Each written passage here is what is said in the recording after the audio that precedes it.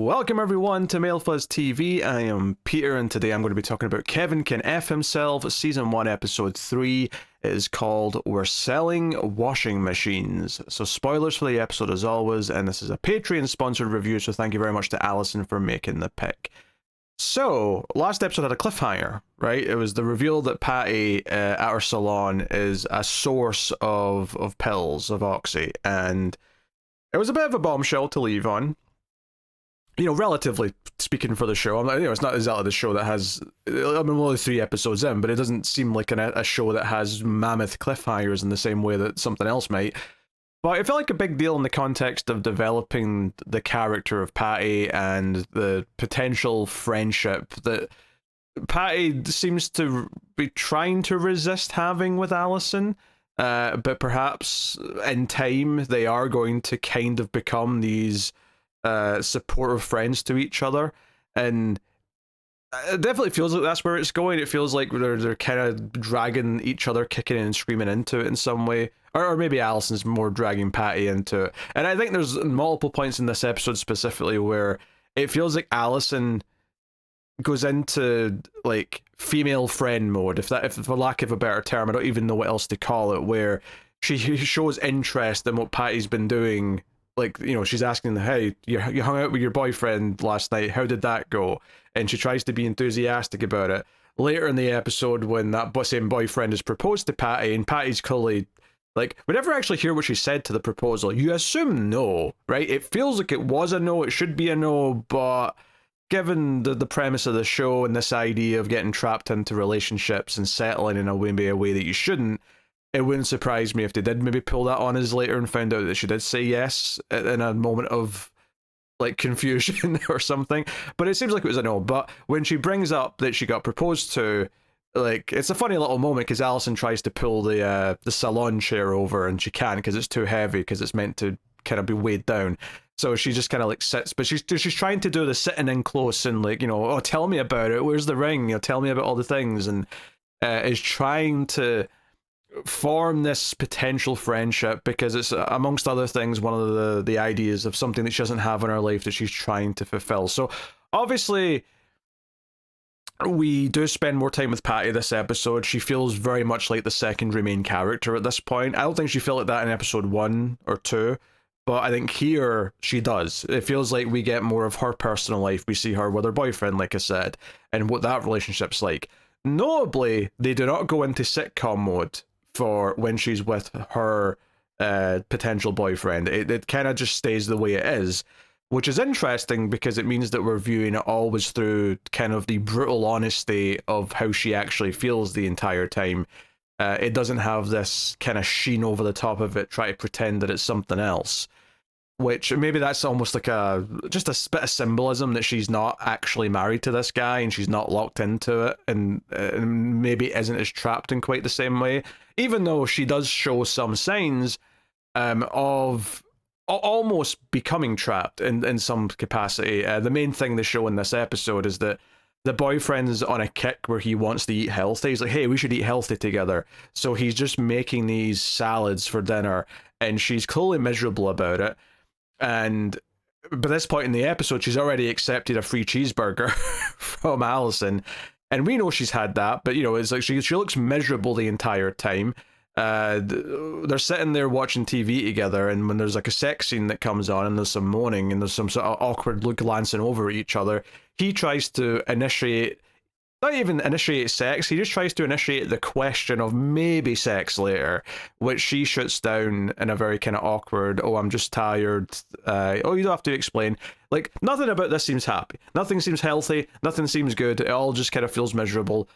And perhaps the line to, you know, yourself or each other about how you're actually feeling about something, in this case this diet that he's kind of forced them both into, being one of the key problems here. Not that that problem in and of itself is kind of like a big deal on its own, but more just emblematic of the idea of giving in to what the other person has decided they want to do and not giving them any kind of leeway or feeling like they can just shoot it down if need be. Because that's what we see constantly with Alison and Kevin, is Kevin just decides that Alison's going to help him with the chili. More on that later. But it was interesting to see this, and then on the flip side of this, after she's spoken to Allison again, and Allison talks about hopes and talks about wanting things and talks about going to Sam's AA kind of anniversary chip given out ceremony. That's a bit of an extreme term for it. He's getting a token because he's 8 years sober, which is a big deal. That's something we've learned about him. But she does kind of realize the trap or the rut she's fallen into, and she decides the next time we see her eating dinner with I think his name was Rust. No, Kurt. Was it Kurt? Where am I getting Rust from? Rust is such a weird name. Why would I think Rust? But yeah, I think it's Kurt. She, after not eating the salad for a little bit, basically just is honest and says, "I want real food. I want real food with animal fat and carbs. I want all the good things. I don't want this rabbit food." And he's kind of like taken aback by it, but he's like, "I'll order something," and she's like, "Chimichangas. I want chimichangas." And it's like a funny little moment, but it's kind of like, oh no, she stood up for what she wants. She didn't feel like she had to hide it, even though it's made kind of an awkward moment. He feels like he's been shot down a little bit, although after the drug bust thing happens afterwards, he does propose to her, which is also handled in a funny manner, where she's kind of not even listening to the speech that he's giving, and then she looks over and he's already on one knee, and she's like, "What are you doing?" So it comes as a bit of a shock to her and also us, the audience, because we weren't really seeing what he was doing either, because it muffled out and we were focusing on her thoughts rather than what he was doing. And it's kind of showing how out of touch he is with her. Like, he's not really aware of what she wants or needs, or that she's not feeling this at all. He tries to offer his coat at one point, and she's like, "I'm not cold." Which also felt like a callback to an earlier scene with Allison, when she said that Allison's the type of woman who's always feeling cold. So, I mean, Patty definitely likes to feel independent. She likes to feel like she's self-sufficient, but I don't think that's all this is by any stretch. But yeah, so it's an interesting little plot line with Kurt, and I don't know how much more we're going to get with him. I don't know if she's just going to, like, because if she said no to the proposal, that just might be it. He might be done for the show. But it was interesting because it's like, it feels like a potential trap of like how unhappy they could be together if she just kind of went along with what he wanted. And it's not like he is this like mustache twirling monster. He's not even like as much of an idiot goofball as Kevin is. He seems like he's trying, kinda, but it's not so much that he is being malicious inherently. It's more just that he's trying to force the idea that they can be a happy couple when it doesn't really seem like it should be. And just how miserable she already is trying to even pretend that this is something she wants or is okay with. So it's I think it's an interesting little dynamic to add on top of all the stuff we're already doing with Kevin and Allison. And then, obviously we get the flashback at the start of how she started selling Oxy, which was, she basically just went for pills for her brother because he got hurt. And the guy at the pharmacy apparently likes to deal some extra stuff on the side, and that's kind of how it started. And we see her start offering it to her customers in the salon, and she hides the money in this book that a customer gave her. But we also see that she's not necessarily great at the small talk. Like, she kind of says the words of asking why they want to look pretty for a nice night out or something like that, but she never seems to actually care about what the answer is, which does kind of fit with the Patty that we've seen up until this point, which is interesting, especially since when we get to that sequence with the cheeseburgers where Allison's kind of hiding outside eating her burger because she's trying to avoid Kevin. Allison kind of says, "Well, hey, if you don't think it's such a big deal that they're trying to rope me into this Chilli thing, why don't you go in and deal with it, or go deal with Neil's side of it, because they're having a fight and Neil will probably want your help."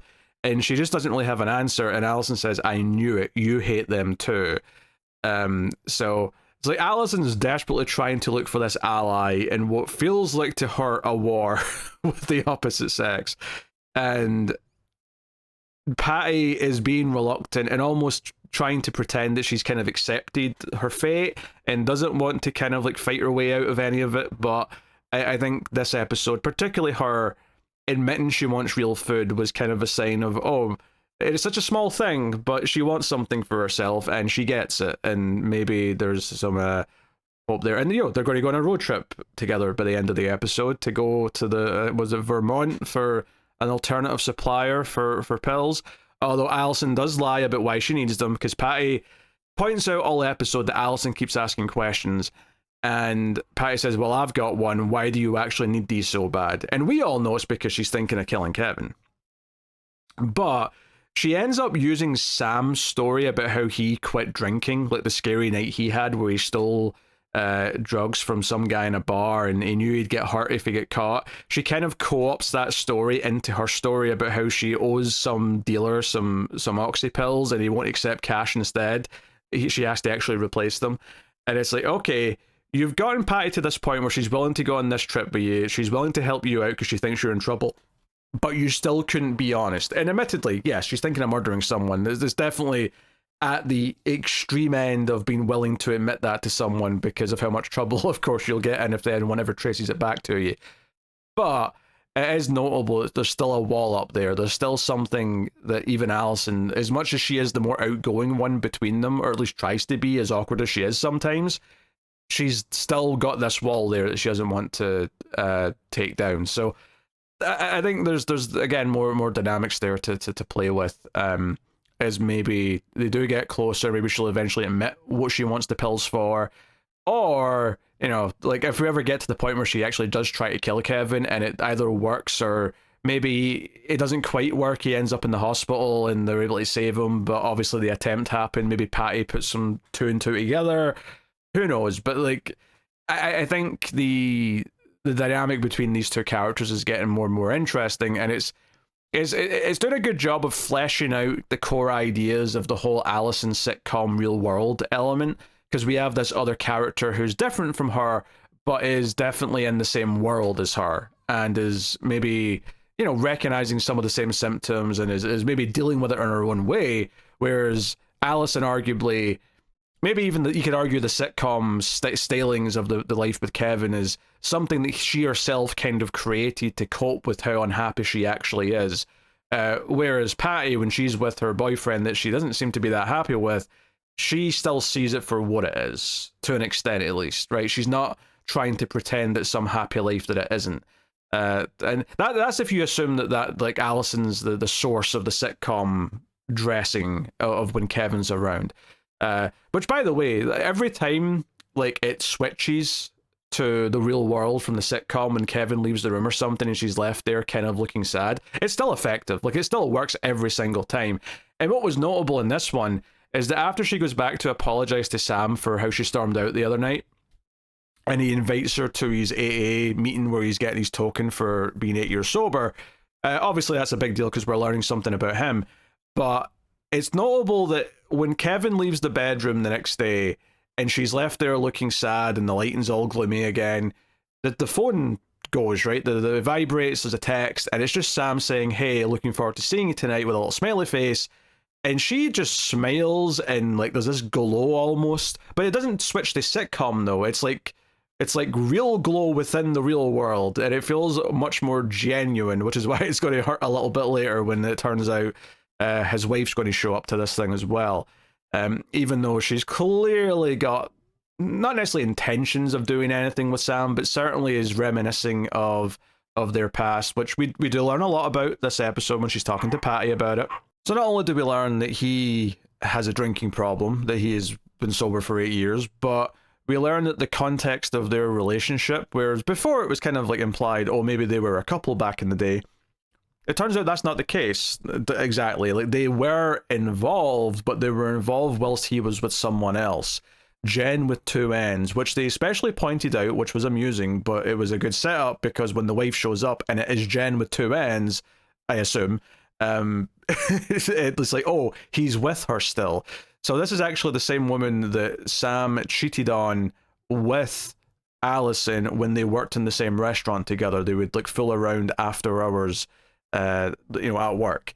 So it does paint their entire weird kind of rekindling and slight flirtation in a different light, knowing that it was kind of always a cheating thing.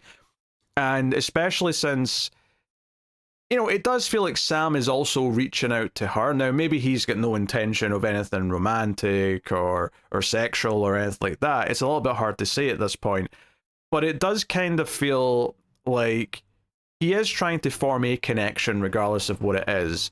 And it does feel a little bit awkward when the wife shows up. So, whether or not, like, he did invite Allison to this thing, right? Now, it sounds like the wife was supposed to be there, but couldn't get there till late, and that's why she arrives when she does, which would mean that he always intended for them both to be there, which would make it a bit more on the up and up. But if it was like, oh, he didn't think she could make it and she shows up late to it, that, again, paints a very different picture. So it's a little unclear exactly his intentions, but Allison definitely seems like she's thinking about the idea of rekindling something. And when Patty asks her about it, Patty straight up says, it sounds like you want to fool around. And Allison notably says, no, he's married. Doesn't say that she's married, just says that he's married, as if her marriage wouldn't be getting in the way, which Patty does point out that omission, which, again, very revealing. Yeah, very interesting development there as well. It feels like, if nothing else, I think each episode subsequently, that's the word I was trying to say, has fleshed out like several of these main characters. Allison's had the most, obviously, but like it feels like now Patty and even Sam to this extent are starting to really feel like really meaty characters that have got a lot more going on, and makes you wonder exactly just where we're going with some of them thematically and how they all kind of fit into the same themes of the show. And Sam's kind of an interesting wild card because Patty's obviously another woman dealing with things in a different way from Allison, but arguably in a lot of the same kind of situations or contexts or the same pressures, that kind of thing. Sam's not, though. Sam is a married man, and does he feel trapped in his marriage? Is he looking for some kind of way out? Is he the villain in his marriage, technically? And in the context of a show, if you imagine his life is also like a sitcom, is he the one who's the problem there? It's really tough to say at this point without getting more of them, and I'm sure we're going to. But it was fascinating learning about some of this stuff, and just the awkwardness of all of it. And obviously, Allison shows up with chili on her dress because Kevin, of course, did something hijinksy to mess up her dress before she left. But which, yeah, I've not even mentioned the sitcom plot, really. I've kind of danced around it, which is that Kevin and Neil are making chili, which they do every year for the road workers, I think they said, who recover the road, or the repave or something. I don't know. I kind of like, they mentioned it once at the start, and then because that was not really what was the important part. The important part is they end up having a fight, and it's actually kind of Allison's fault. Allison lobs a grenade to kind of cause a rift, and it's actually kind of a fun moment watching her smile knowing she's done this. But they kind of start getting petty because it's like, oh, this is my chili. I'm the genius who does this. And then Kevin's like, yeah, but it's my meat cooker. My turkey's got to be me. That was Neil's side of it, sorry.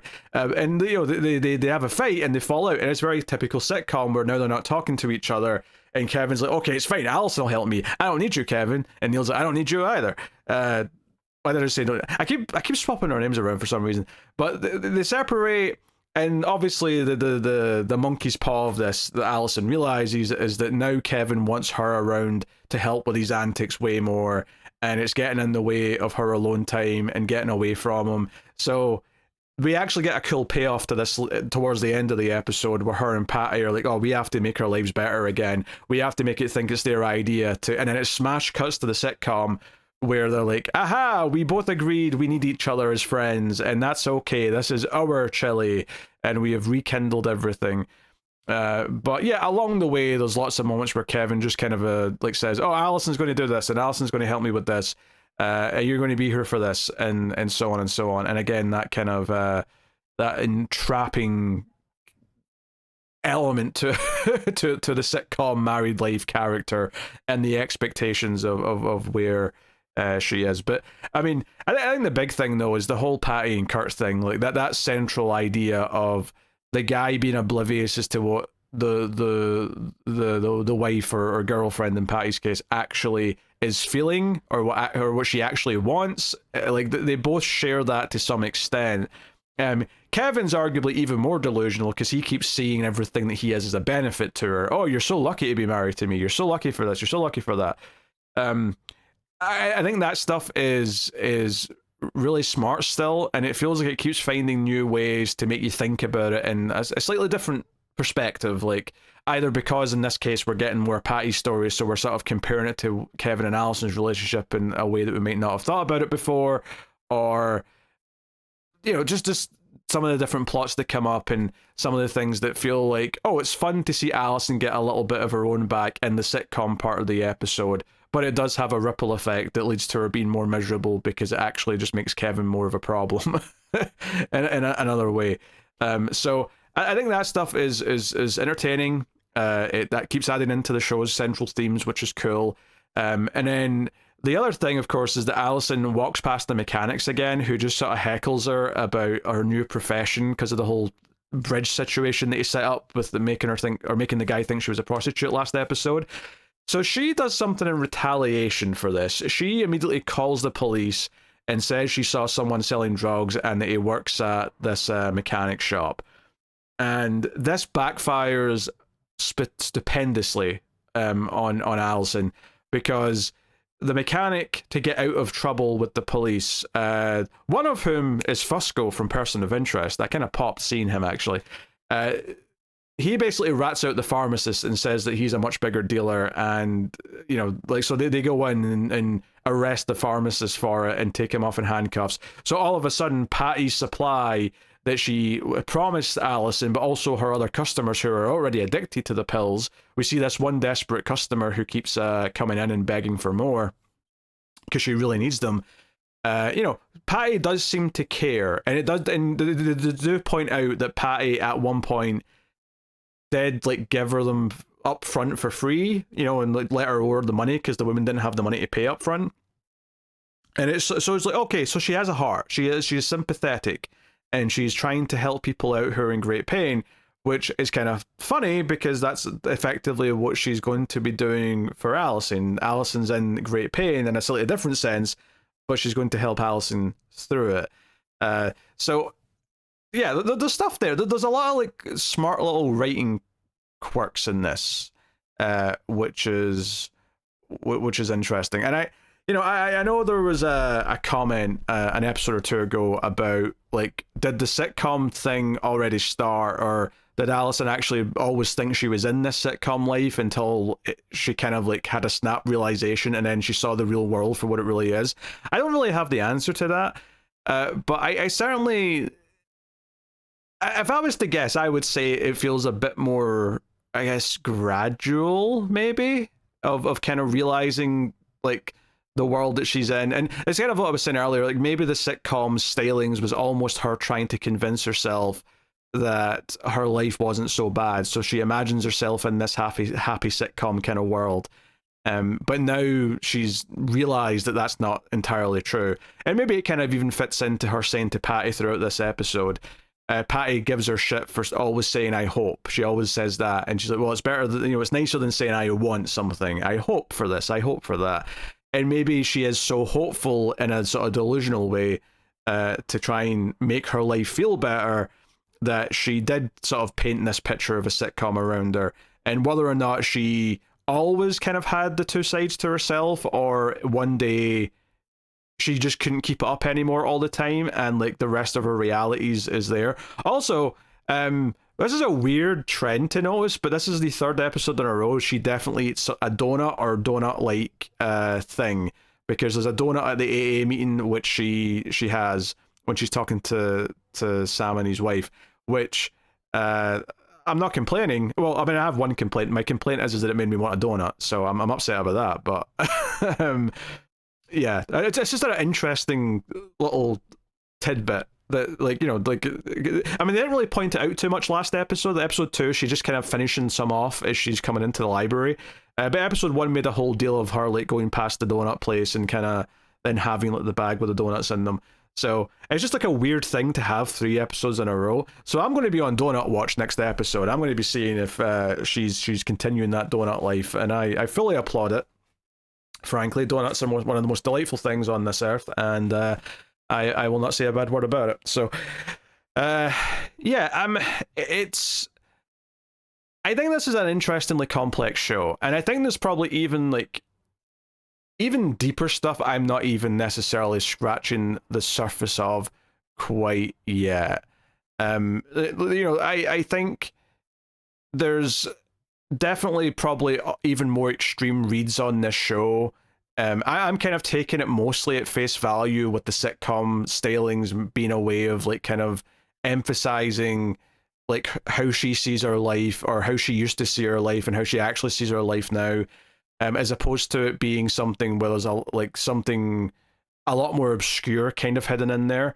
But I could absolutely see how there's even more deeper readings into some of this stuff, and I'd be curious to and I think as we get more of the show, we'll probably get a little bit more, more hints at kind of that stuff, if indeed it wants to really get us thinking about that. I mean, she does want to kill him, right? Which almost does seem like it's a lot more severe, arguably, than just the sitcom annoyances of what he is in the context of what we've seen. It does kind of suggest that it is a bit more traumatizing having to put up with this asshole on the regular basis that she does, and does feel trapped. But I still maintain that a lot of this is, it's a character study of Allison and indeed Patty now, honestly, more than it is about the Kevin and the Neils of the show themselves. They're there to serve a purpose, and I think them sort of analysing themselves is a big part of what this show is. And actually, one thing that I didn't bring up earlier with the AA stuff that I really wanted to mention, though, is that when Sam is up talking about how he quit drinking and he remembers the fear and the pain of that night when he did something stupid when he was really drunk and that caused him to get sober, he remembers that pain, and he's happy to remember it because it stops him from spiraling again. It stops him from like giving into vices again and losing control. And I thought it was interesting that, as he's saying this, Allison's sort of looking up at him with the big eyes. I was kind of thinking that in a way his relationship with her is kind of another way of losing control, right? It's not alcohol. It's not the same thing he's there to be addicted, or he's been addicted to. But not just for his side of it. I mean, even more so for her side of it. It's almost like this is potentially the falling off the wagon, is this affair that could happen between them, and it's not addressing the problems again in her life, but it's something that might dull the pain, if you will, just like alcohol can. And I think the fact when she first shows up and she says, "Oh, I've never been to one of these things," and he says, "Oh, you've never been to one?" And it's a bit of an awkward moment because she's like, "What, you think I should have been to one of these?" And he's like, "Oh no, that's not what I meant." And yeah, I mean, we don't necessarily, I mean, she did get pretty messed up in episode 1, I suppose, but I don't know if we necessarily have the signs to say that she has her own substance problem necessarily. But I do think it's interesting to think about the idea of an addictive personality and turning to vices rather than solving the problems in your life for what they are. And perhaps that for one of them, for her, or if not for both of them, potentially the idea of this forbidden kind of romantic relationship they could have is actually just an alternative to drinking or drugs or whatever, because it is something that is destructive, potentially. Unless it's something where, like, no, they've realized that they're actually better for each other. But given their history started off with them cheating, and given the fact that all their encounters don't feel like, oh, they're perfect for each other. It doesn't feel like that. It doesn't feel like, oh, they're clearly made for each other. It doesn't feel like a genuine connection. It feels kind of like a flirtation with something from our past that's making us feel something again in our relatively unhappy lives. Admittedly, I'm making a little bit of an assumption for his side of it because we don't know as much about his married life right now. But for Allison, it definitely feels like, hey, this is a spark from the past that could ignite something, but is actually remotely healthy. And even if it was like a genuine connection with someone that she maybe does see herself actually wanting to be with, obviously starting off with an affair is not necessarily a healthy approach to it either. But I think even at its core, I'm even starting to doubt if it's like a genuine thing beyond just like a the dopamine rush of it and the excitement of it, as opposed to actually feeling something between them. But something genuine, something lasting. But anyway, that's my thoughts on episode 3. I didn't even mention the pig. Yeah, Kevin cooks a pig, like a full pig. And then it's still just kind of there at the end of the episode. I don't really have anything to say about it. Like, I feel like there's like details in the sitcom stuff that like it feels like worth bringing up because they feel like a big visual or whatever, but they don't necessarily add like a ton to the theming. Like the important stuff is there, but there's other stuff that is just the sitcom hijinks. Maybe I'm not thinking about the pig on a level that I should be, but yeah, there's a pig that he cooks. But anyway, that's my thoughts on episode 3 of Kevin Can F Himself. Let me know what you think of this one in the comments below. Like, subscribe, all that stuff. Helps out a bunch if you do. And of course, if you want to support all the stuff, all the shows and all the reviews, including the ones over at the movie podcast, Mail Fuzz Movies, you can do that over at patreon.com/MailFuzzTV and get some bonus stuff. Thanks to everyone who already does. It really does make everything possible.